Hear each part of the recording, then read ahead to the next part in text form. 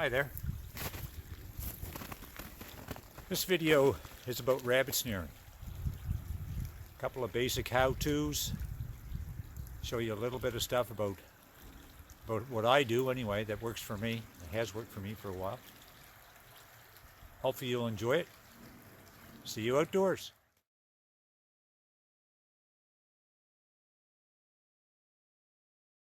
Alright, here we are in beautiful Hants County, Nova Scotia. And just going to show you very quickly my way of making a rabbit snare. Just buy a roll of 20 gauge brass type wire at any big box store or outdoor sporting goods store that sells hunting equipment. I don't remember how much it costs, but it's not that much. You just unravel the wire. You want to cut off a piece approximately 18 inches to 20 inches long. And once again, this is just my way of doing it. Okay? And all I'm going to use to cut it with, I can find them, is a pair of ordinary nail clippers. You can use wire cutters, pliers, or you can use your knife if you want to dull up the edge. So I'll cut off a piece. Now what I'm going to do is I'm just going to make a little bend in the very end of it. And I'm going to twist it 8 times. 1, 2, 3, 4, 5, 6, 7, 8. So basically I just have a loop on one end. Then what I'm going to do is I'm going to run the other end through that loop, okay, to make my snare or my noose, however you want to call it. And this is to catch a rabbit. We don't really have rabbits in Nova Scotia, they're actually hares. The difference being that a hare is born with hair or fur on it. They do not live in burrows, they just basically live in the woods. And they're not born blind and naked like a rabbit would be. Our rabbit in Nova Scotia is a varying hare or snowshoe hare. They call it varying hare because it changes color from brown in the summertime to white in the winter.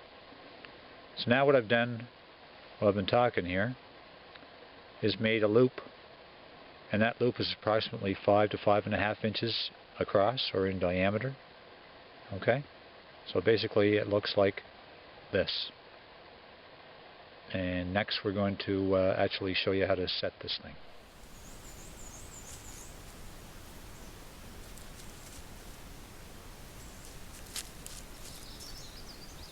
Okay, so now I've cut myself a branch off of maple.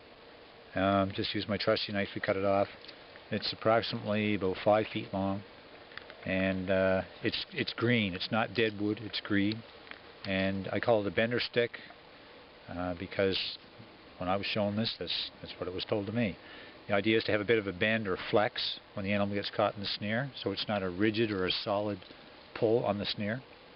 It's about 1/2 inch, 5/8 in diameter at the base. You can go up to about 1 inch or maybe a bit more than 1 inch at the base of it. The idea is for it to be green and for it to be flexible. It can be any type of wood as long as it's halfway strong and it's got some flex to it. Okay, so I'm going to take my snare,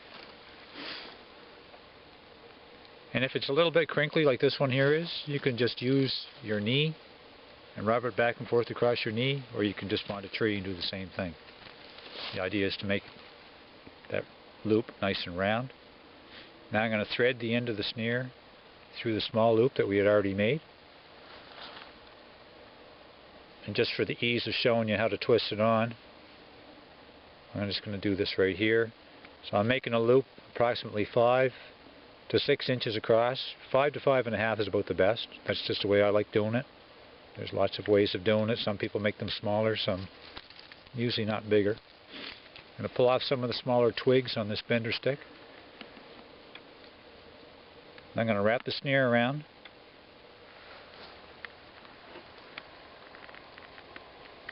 The stick.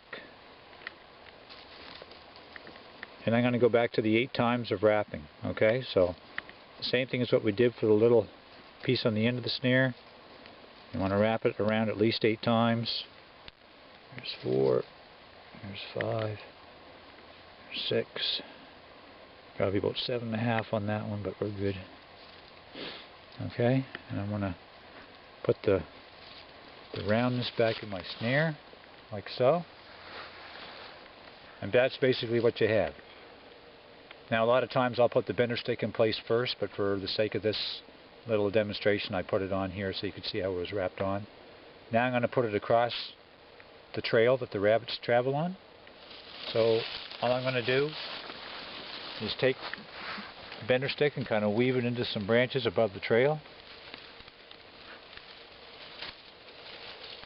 I can stick the end in the ground because it's not frozen right now, but I don't have to. I can actually weave it right in here in some more branches. Okay. And I'm going to leave that snare about 3 to 3.5 inches off the ground. And I can take some of these dead sticks here and use them to kind of direct the rabbit directly into the snare. Okay? Because the idea is that you don't want him to jump over top of your bender stick, and you want him to stay on his path. Just clean it up a little bit.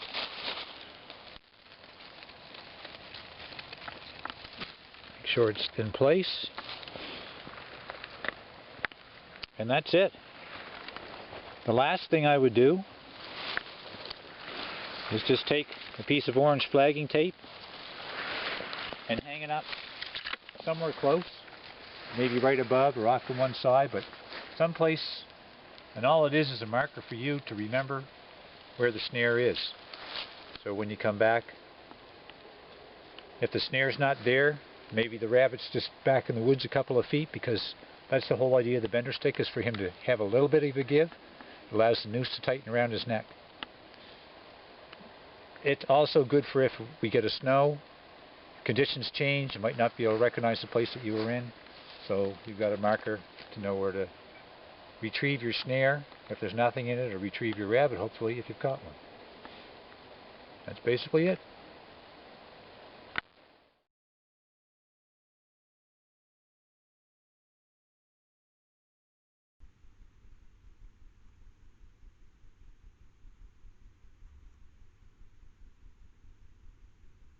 This is an area here where there's a lot of small fir trees, balsam fir and spruce, and a lot of small birch. So this area was logged, I'm thinking probably 15 years ago, and it's starting to grow back. There's been a little bit of silviculture working here, so people have come in with chainsaws and thinned out some of the trees. And so all I'm doing is I'm going into these areas, looking for the rabbit sign, trying to find the trails, and I'm setting some snares on those trails. It's a little bit more difficult, and you have to, I'm on my knees right now, and you actually have to get on your hands and knees sometimes to look for the sign.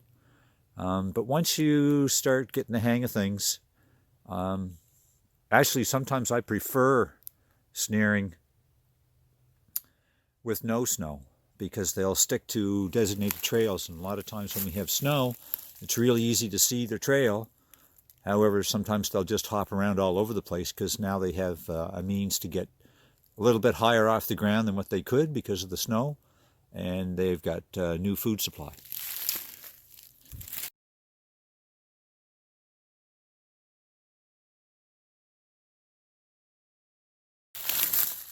So like I say, so a combination of droppings, of poop, okay, and small twigs and plant growth that's been snipped off, all right, by their teeth.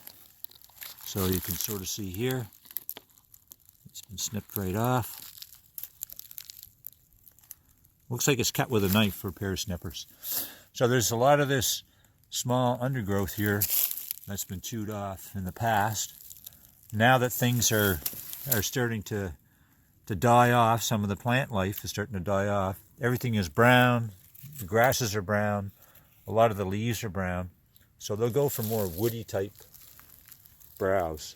So they'll go for fresh maple twigs, birch twigs. So you see a couple snips off in there. Places like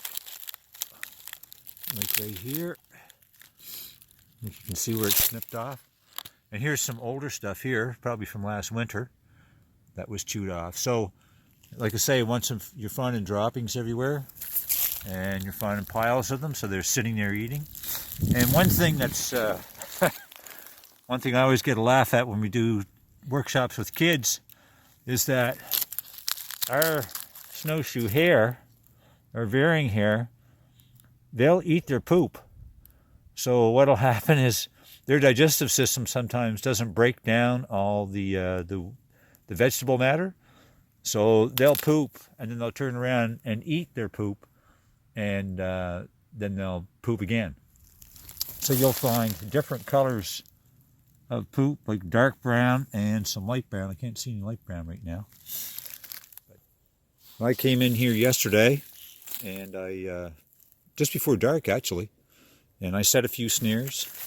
And here's one area here, and lo and behold, we've got one here. So this is the second snare I've checked this morning, and this is a young rabbit, or young varying hare. It's still brown. It's still too early in the year for them to turn white. You might see like some turning white. It's been a very cold night. Last night it was minus 12 Celsius when I get up this morning. So you can see that the snare worked properly. It's wrapped around its neck, and what happens is you set the snare on their trail. So this is a trail here. There's the bender stick, and I put a excuse me, I put a dead stick above it so they couldn't hop over it, and I put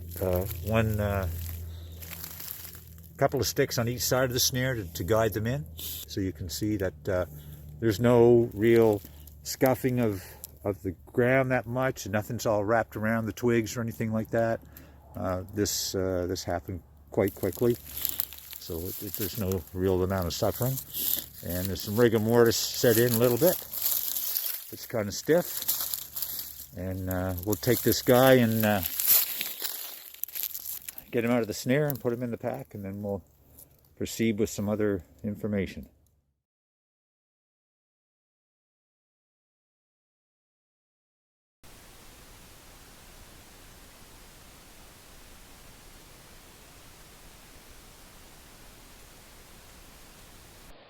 Okay, so we've had quite a significant snowfall about 36 hours ago, probably about 8 inches, okay, about 20 centimeters, something like that. So I'm just out here on snowshoes today, and the weather's warming up a little bit. So we had powdery snow, and as is typical with our climate, now it's getting warmer. It's probably about 0 Celsius, and the snow's falling off the trees. And what we got here is a rabbit run in the snow. So you can see where he's been hopping back and forth, or maybe more than one. And you're going right into the thick brush. You can see that some of the snow has been knocked off the branches there where they're going through. Okay, so this rabbit or rabbits have been going back and forth a few times. So it comes along like this, it crosses this logging road that I'm on, and back into the brush right over here. You can also see some tracks to the left there, and that's what rabbits do, especially when there's snow down. They kind of hop around all over the place. I take a shot of up the road in front of me. You see a whole bunch of other tracks. So we'll just go over to those. These are squirrel tracks, so this would be our red squirrel. So they almost look like he's jumping on his hind feet, but it's actually all fours are hitting the ground. You can see I just put my glove there between 2 tracks, so he doesn't want to sink in the snow very much. He's traveling really fast. So that's a squirrel track. And lots of people, when they first start out, they get mistaken that squirrel tracks are actually rabbit tracks. But if you follow them back, they'll always go up a tree. Whereas right next to it, here's another place where some rabbits have been moving. So if we go in off the trail a little bit, into a little bit thicker stuff, you can see where it's been going through the smaller stuff, and that's the kind of places where you want to put your snare. Block that off a little bit with some green stuff, but that's the kind of things you're looking for. When a rabbit crosses the open, I'll throw my glove down there. You can see a little bit further apart than the squirrel tracks, and they don't like crossing the open very often. Now I've got a good single track here, okay, of the rabbit or our snowshoe hare. As you can see, like it's 2 big feet in the front, it's 2 small feet in the back. So he's actually traveling. He's traveling in this direction. He's traveling this way. Okay? So when they land, their back feet actually come up to the front, and their front feet are in behind. So that's what you're going to see if you see one individual track. Whereas what you saw before was several tracks where they have, people call them rabbit roads sometimes, where you'll see many tracks like this all clumped together. Okay? But that's what you're looking for. Areas where they're moving back and forth across a road, or a trail, or an open spot, or you can go right into the thickets. But you're not looking for this place where there's one set of tracks like this, hop, hop, hop, okay? You're looking for places where there's multiple tracks, at least 2 sets, maybe more, coming along, and then you have to find a little place where they go into some brush, like right in there where I'm pointing the camera at, right in the middle. And that's the place where you're going to set your snare.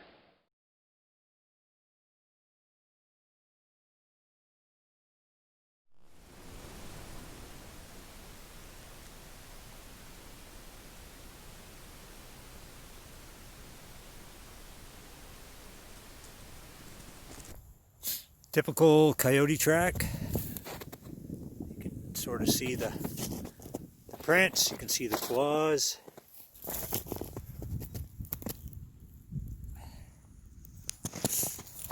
You can see that X like that. Fairly straight line. Walking right up this old logging road here.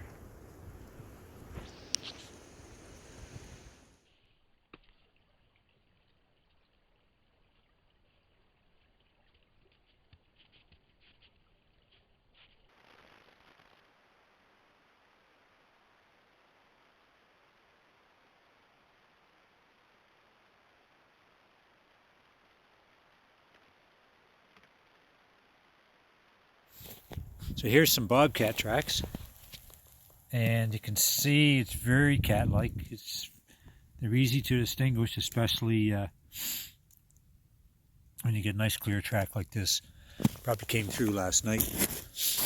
Here's another track there, and it's kind of going along this way over this log and down into the brush. And I've been kind of going backwards on this track for a good 10 minutes anyway, just because I just happen to be going the wrong way. But this cat is definitely hunting. It's going through all the small brush. You can see here where there's it's going in different directions. So it came in through this way, it curved over to here. I don't know if you can see that on the video or not, but then it came back along. You can see very cat-like track, so very easy to distinguish when you see them in the woods, especially when the snow's not deep and heavy. Straight line, just like a cat, like a house cat. Sticking with the cat here. The cat came up the hill from the old beaver pond down below. It's coming down through some pretty brushy stuff. It's hunting. And a lot of times what will happen, you can see this way better in the snow than you can anything else. They'll just sit. They'll just sit and they'll just listen and they'll look around and then kind of decide where they're going from there. So this one here was sitting, and then you can see it ran. So it jumped, took off pretty fast, and then its next stride. Is over here. Instead of running, it's kind of trotting. It's going along. It's looking for rabbits is what it's doing, or anything that it can find. And I can't see. Yeah, so you see it came right upon a rabbit trail. So there's a rabbit trail down in there. It comes right along like so and goes right into the brush over there. And the cat actually, there's cat tracks going both directions, so it must have heard or saw a rabbit. And it's after the, trying to catch it.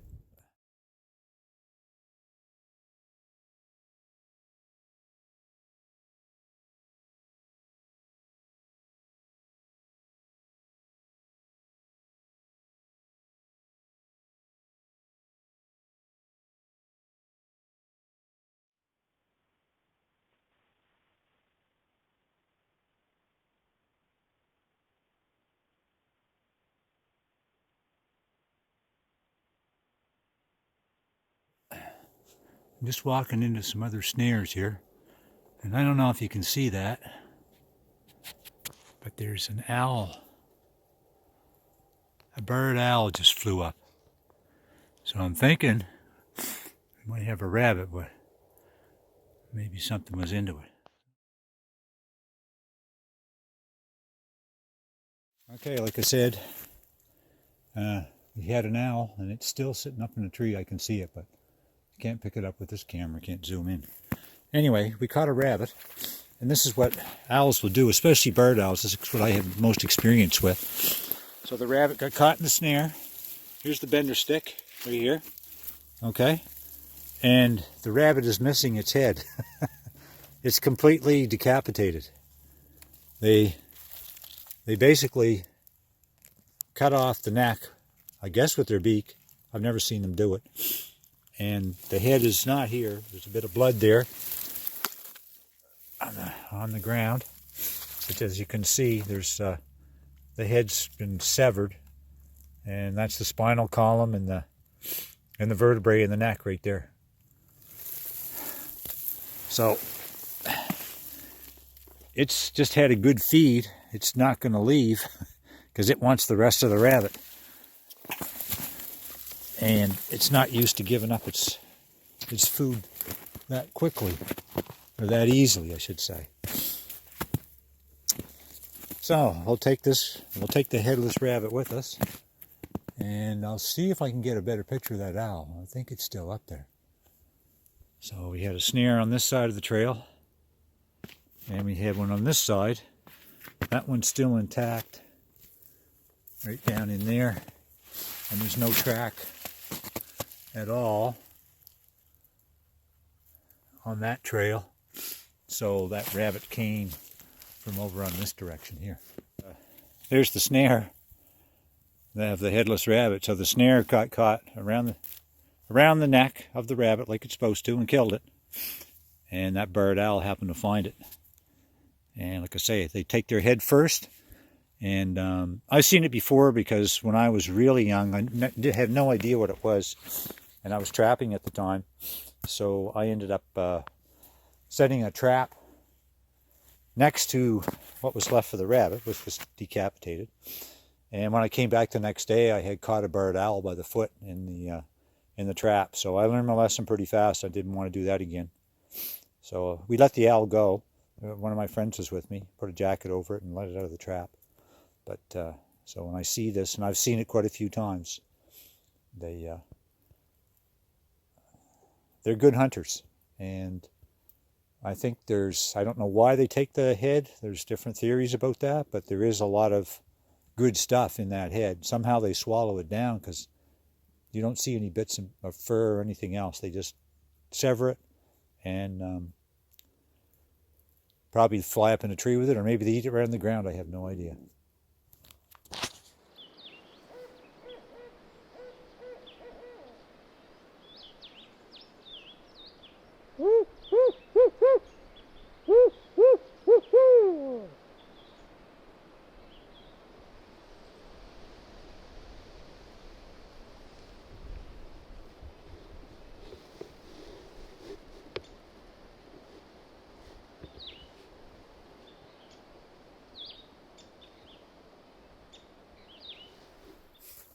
So rabbit snaring is a good introduction for younger people, or maybe people new to the outdoors and to the hunting world, because it's sort of a first experience of learning sign, setting things in the right places, getting to know the critter obviously, and you're dealing with death. And 99% of the time the animal is dead when you get there. So you know, you're dealing with an animal that's been killed. The snare actually has a if it's set up properly and you've got it in the right position, it catches the animal around the neck and it dies very quickly. There's not a lot of struggle or anything like that. You're not lucky all the time. You're faced with the reality of life, that there's disappointments and there's more not getting something than getting something. So it is an important learning tool, and I find that especially with youth, like I say, it's their first introduction to death. They get to deal with all those things emotionally, and you have a discussion about that, and it's sort of taking your time. You're doing some hiking, some walking, you're getting to know the sign, you're getting to know the habitat. So it's a really good learning experience, I think. And I'm no kid, and I'm still doing it, and I still enjoy it. And what I'm getting these particular rabbits for is for a hunter education course that we do every summer. And we actually have a station that we do where all the youth that were involved in this hunter education program, they actually clean game animals. So we all chip in and do our part, and my part is usually supplying some rabbits and some partridge and other small game usually. But this is all part of it. And as you can see, I got fortunate here last night and I got myself a rabbit. So here's the bender stick. Here's the animal. There's not a lot of commotion there. Basically, it got caught around the neck like it's supposed to. The bender stick provides the flex and a little bit of give that it needs, so it doesn't snap the wire off, and it allows that noose to tighten up around the way it's supposed to. So got a nice one here. A little bit of fur there, and we'll put that in the backpack, and that'll actually go into a freezer bag, and I'll keep it in the deep freeze until we do the Hunter Ed next summer. And hopefully we've got a few more besides this one here today. This is, what's the date today? Today's the 4th of February. So our rabbit season is a long one, like most of our generous seasons that we have in Nova Scotia. It starts November 1st. And usually November 1st they're just starting to turn white, or they might be all brown. And you can see there's a lot of white on this one here. There's still some brown under fur. And this is a good size one.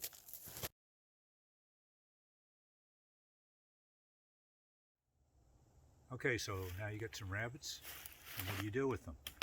I was hoping to have done this at the Hunter Ed course I spoke about earlier. However, with COVID-19 protocols, we didn't get to do that event this year. So here we are. There's going to be a lot of background noise here. I'm actually, we're in the middle of a construction zone, I think, today in this area. So there's going to be a lot of car traffic in the background. Hopefully I can dumb that out. So rubber gloves is one thing that you should be wearing. I don't wear them all the time. I'm guilty of not doing that. However, you should, just in case you have a nick in your finger or a slight cut or something like that. And it'll stop any bacteria or disease from entering your body. So really the first thing I do, and this is just my way of doing it, I skin the rabbit first. And so that means I've taken all the fur off it. And a rabbit is basically a prey animal, and everything wants to eat it, and it's designed to be eaten. You don't need a knife to get this started. You can use one if you want to. But basically what I do is I just pull the skin by the back legs.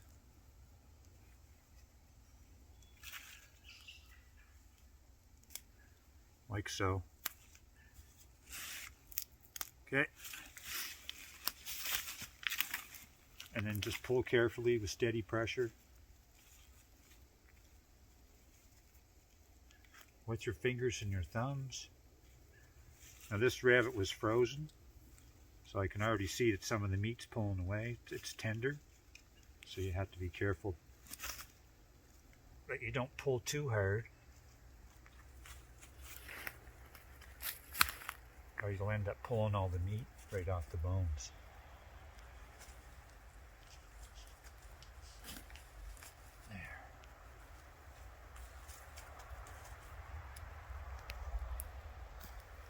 So what I've done is I've broken all the skin by the genital area. Now I'm just going to pull it straight down. I'm going to hold its leg, pull it down,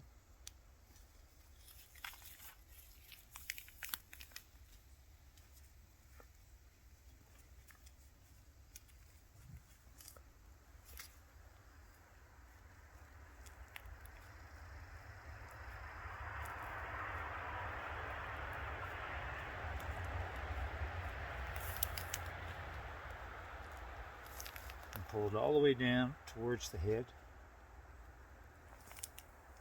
Okay, and then when you get down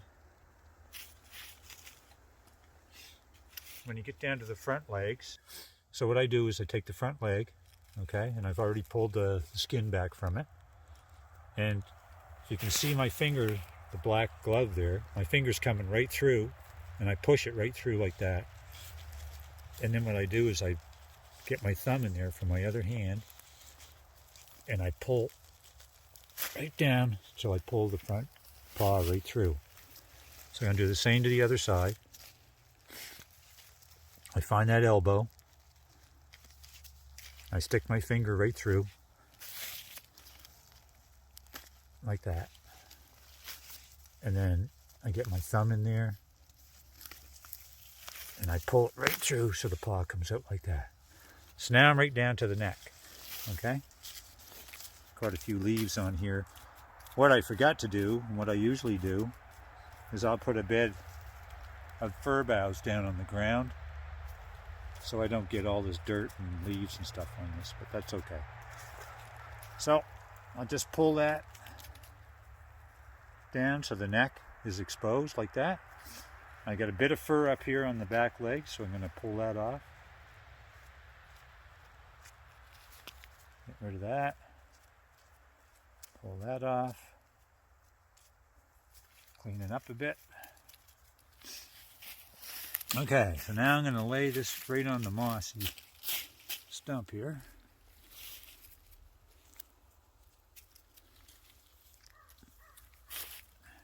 Okay. So there's a couple different things you can do when you're cleaning. There's obviously a knife, and I like a fixed blade knife, and we can use a knife, and I'm going to show you some stuff with a knife. So besides the knife, what I find real handy that you can use, especially for people that aren't comfortable with the knife, they're very easy to use, is a pair of scissors. Any scissors will do. This is a pair of kitchen scissors that actually comes apart, which is awesome because they're good for cleaning up your mess and for sharpening. And also if you can get a pair of kitchen scissors that has that semicircle little ridge cut out of them, and that's great for cutting bones. So this is not only good for rabbits, but it's good for any type of small game where you're cutting small bones. So I'll start with the knife, and then I'll get into the scissors. So the animal actually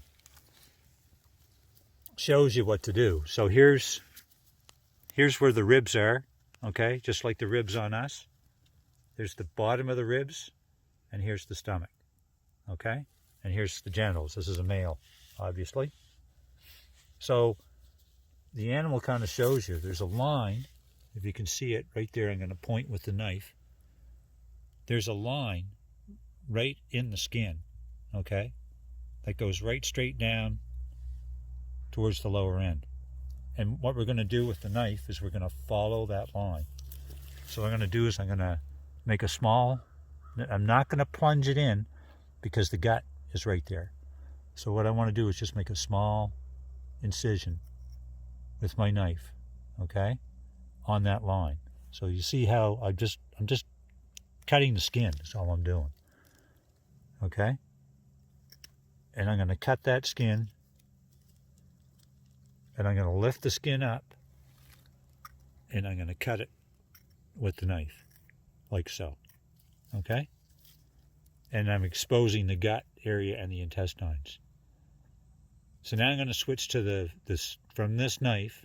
I mean, I can do the whole thing with the knife, and it's very easy to do.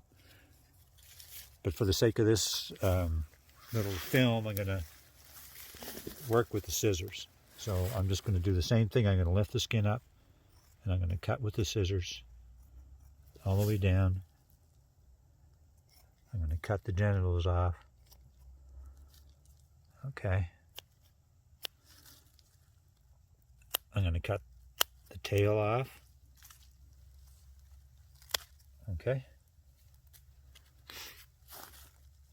And now what I've exposed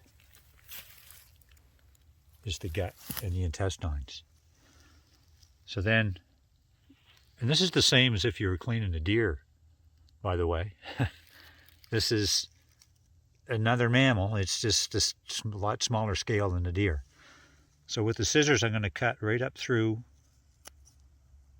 the center of the ribs, through the sternum, and right up between the legs, the front legs, okay, to the neck.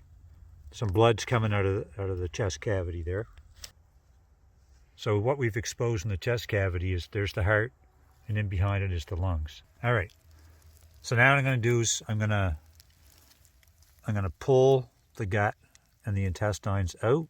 So here's the gut, and there's the liver. This is the liver right here. So I'm going to pull all that out of there. Okay. And now I've got the intestine that goes down between the legs. And if I had my knife or a hatchet, I would break that bone there where I've got the scissors. I just cut like so. And I'll show you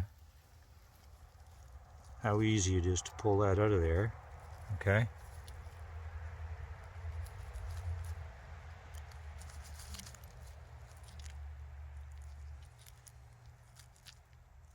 There.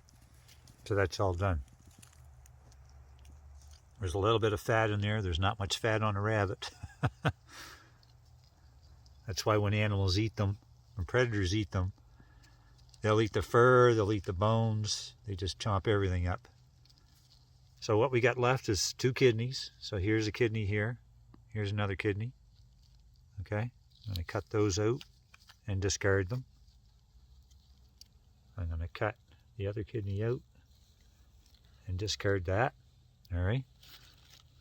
An interesting thing about rabbit's liver is sometimes they get a disease called, I believe it's pronounced telmeria, and there'll be spots on the liver. And if you see that, there's a good chance that the animal is diseased.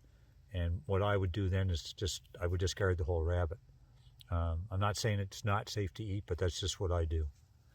Okay, so back into this. So now we're up in the chest cavity. So this membrane right here that's inside the chest cavity, which separates the heart and the lungs from the liver and the abdominal area, is the diaphragm. So I cut that off. Oh, I was supposed to use scissors, wasn't I? So I'll cut the other side with the scissors, like so. So now I get the diaphragm cut away. And what I'm going to do is I'm just going to reach in, I'm going to grab the lungs and the heart. And I'm going to pull that towards the neck. So I've got all that up this way, out towards the head. A little bit of blood in there, that's no problem. And then what I do is this flank, which starts by the sternum, by the bottom of the ribs, and goes all the way down towards the back leg. It's just a flap of skin. On a deer, it would be a lot thicker, it would be full of fat, and you might want to use it for hamburger or something, but on a rabbit, I'm just going to follow the ribs, and I'm going to discard this piece as well. Okay? Well, some people that feed their dogs meat will keep all these pieces, bits and pieces, to feed to their dog. All right, so now I've got everything taken apart. It's all cleaned out except there's a little bit of blood there. There's a little bit of membranes in here that I can pull out with my fingers. I can cut out with my knife. Now I'm going to move up to the front end, and I'm going to use that half moon piece on the scissors. If I didn't, I would get a stick and take my knife and whack the bone with my knife. What you do with your knife is you not only dull it, but you also risk taking a chip out of the good cutting edge. So that's why I use the half moon on the scissors. I just cut that right off. I'll do the same with the other front foot. Cut some of that flesh. Okay, so now I'm gonna cut the neck right off with the scissors. Okay, so now I get everything cut off. I'll discard that. I'll get rid of this. Okay.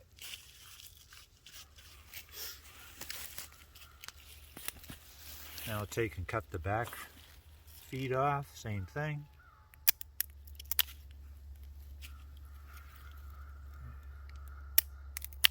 Okay. So now what we got left is the whole carcass. And by the way, when people keep rabbit's feet for lucky rabbit's foot, some people keep the back one because it's so big. I mean, that's why it's called snowshoe hare. It's a large back foot. But the ones that they mount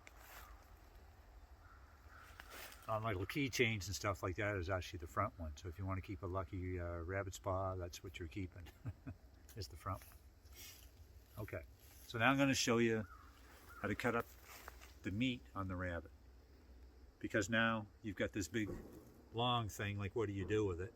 Do you throw that in a roaster? Well, you can. You can cook this any way you want to. And there's a gazillion recipes that you can look up and find. But I'm just going to show you how you can cut up the pieces of meat so it's broken down a little bit smaller and more manageable. So here's what we're going to do. You can see there's some good meat right here. Okay, like the loin area. Okay, and some people will call that the back part, the back strap. It goes right up. You can see it's a different color. So there's the leg. There's the leg joint. There's a nice chunk of meat right there that goes right up above the ribs. Okay. So here's what I do.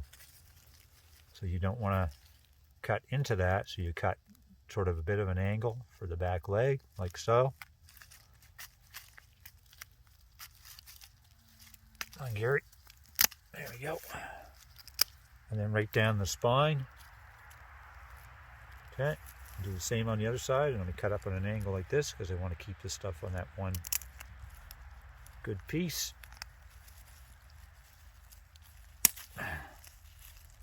Okay. And then what I'm going to do, you can see the ribs there. So there's one rib there, there's two ribs there. So I'm going to go between the second and third rib. And I'm going to cut towards the backbone. Okay, so same on this side. So we're going to go between the second and third rib. So there's rib number one, there's rib number two. So I'm going to go in between there. And we're going to cut right through the backbone. There's another nice piece of meat. So we got one back leg, we got two back legs, and then we basically got the back and the loin area, so the back straps and the loin. Okay, and then what's left is the ribs and our front legs. So all I'm going to do is I'm just going to cut right up along the side of the backbone, right towards where the neck was. And now I've basically got one front shoulder with the ribs attached. And here's the other front shoulder with the ribs attached.